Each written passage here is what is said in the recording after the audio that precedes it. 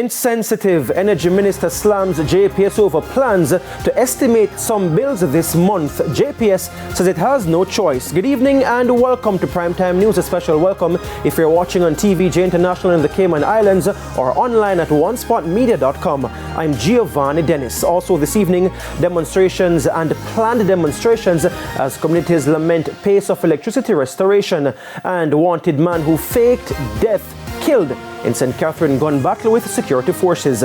There's also Saturday Sports Special and weather in this newscast, so stay with us. I'll have the news in detail right after this break.